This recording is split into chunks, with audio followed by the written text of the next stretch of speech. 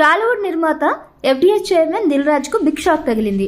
2025 జనవరి 21వ తేదీ మంగళవారం తెల్లవారుజాము నుంచే ఆయన ఇంట్లో ఐటీ అధికారులు సోదాలు చేస్తున్నారు. దిల్ రాజు ఇల్లు, ఆఫీసులో కూడా అధికారులు సోదాలు చేపట్టారు. అంతేకాకుండా ఆయన సోదరులు శిరీష్, లక్ష్మణ్, కుమార్తె, బంధువుల ఇళ్లలో కూడా ఐటీ సోదాలు జరుగుతున్నట్లుగా తెలుస్తుంది. దిల్ రాజు ఇంటితో పాటుగా హైదరాబాద్ లోని బంజారాహిల్స్, జూబ్లీహిల్స్, కొండాపూర్, గచ్చిబౌలి సహా పలు ప్రాంతాల్లో ఐటీ అధికారులు ఈ సోదాలు నిర్వహిస్తున్నారు. ఐటీ అధికారులు మొత్తం 55 బృందాలుగా వీడిపోయి హైదరాబాద్ లోని పలు చోట్ల తనిఖీలు నిర్వహిస్తున్నట్లు సమాచారం. ఇటీవల సంక్రాంతికి రిలీజ్ అయిన రామ్ చరణ్, గేమ్ చేంజర్, వెంకటేష్ సంక్రాంతికి వస్తున్న చిత్రాలకు దిల్ రాజు నిర్మాతగా వ్యవహరించారు. బాలయ్య, డాకు మహారాజు చిత్రానికి కూడా డిస్ట్రిబ్యూటర్ గా వర్క్ చేశారు. దీంతో ఈ సంక్రాంతి దిల్ రాజుకు బాగానే కలిసొచ్చిందని చెప్పాలి.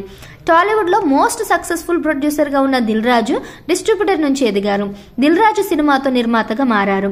భద్ర, బొమ్మరిల్లు, సీతమ్మ వాకిట్లో సిరిమల్ల చెట్టు, గేమ్ చేంజర్ వంటి చిత్రాలతో స్టార్ ప్రొడ్యూసర్ గా ఎదిగారు. ఇటీవల తెలంగాణ ప్రభుత్వం ఫిల్మ్ డెవలప్మెంట్ కార్పొరేషన్ TFDCకు చైర్మన్ గా నియమించిన సంగతి తెలిసిందే.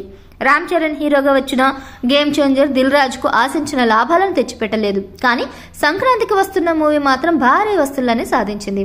రిలీజ్ అయిన 3 రోజుల్లోనే 100 కోట్లు కలెక్ట్ చేసి బాక్సాఫీస్ వద్ద భారీ వసూళ్లను సాధిస్తోంది.